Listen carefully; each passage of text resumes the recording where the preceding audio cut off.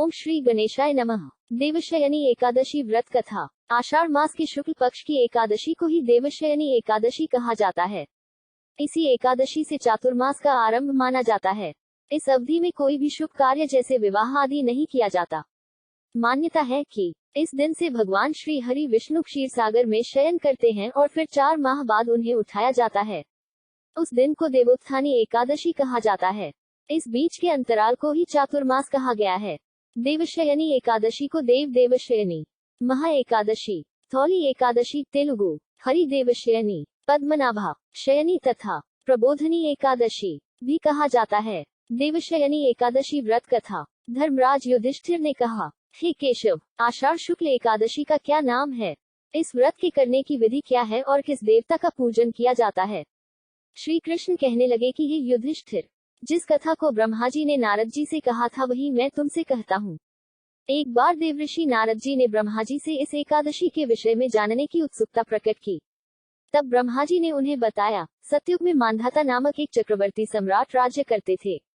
उनके राज्य में प्रजा बहुत सुखी थी, किंतु भविष्य में क्या हो जाए यह कोई नहीं जानता। अतः वे भी इस बात से अनभिज्ञ थे कि उनके राज्य में शीघ्र ही भयंकर अकाल पड़ने वाला है। उनके राज्य में पूरे 3 वर्ष तक वर्षा न होने के कारण भयंकर अकाल पड़ा। इस अकाल से चारों ओर त्राही त्राही मच गई। धर्म पक्ष के यज्ञ, हवन, पिंडदान, कथाव्रत आदि में कमी हो गई। जब मुसीबत पड़ी हो तो धार्मिक कार्यों में प्राणी की रुचि कहाँ रह जाती है।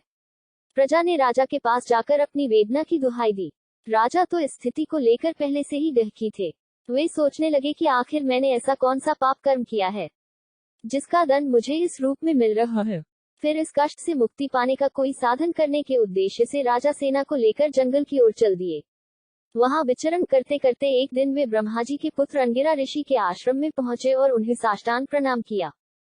ऋषिवर ने आशीर्वचनोपरांत कुशल क्षेम पूछा।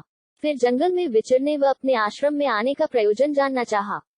तब राजा ने हाथ जोड़कर कहा, सभी प्रकार से धर्म का पालन करता हुआ भी मैं अपने राज्य में दुर्भिक्ष का दृश्य देख रहा हूँ।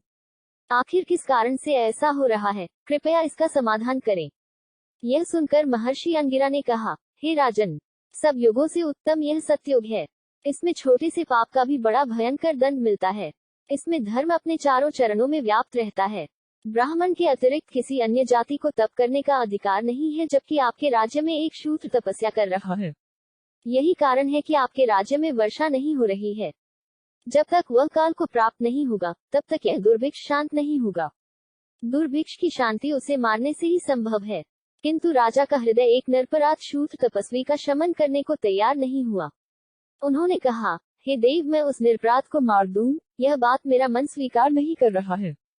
कृपा करके आप कोई और उपाय बताएं। महर्षि अंगिरा ने बताया, आषाढ़ माह के शुक्ल पक्ष की एकादशी का व्रत करें। इस व्रत के प्रभाव से अवश्य ही वर्षा होगी। राजा अपने राज्य की राजधानी लौट आए और चारों वर्णों सहित पद्मा एकादशी का विधिपूर्वक व्रत किया। व्रत के प्रभाव से उनके राज्य में मूसलधार वर्षा हुई और पूरा राज्य धन धान्य से परिपूर्ण हो गया। ब्रह्मवैवर्त पुराण में देवशयनी एकादशी के विशेष महात्म्य का वर्णन किया गया है। इस व्रत से प्राणी की समस्त मनोकामनाएं पूर्ण होती हैं। बोलो जय श्री हरि।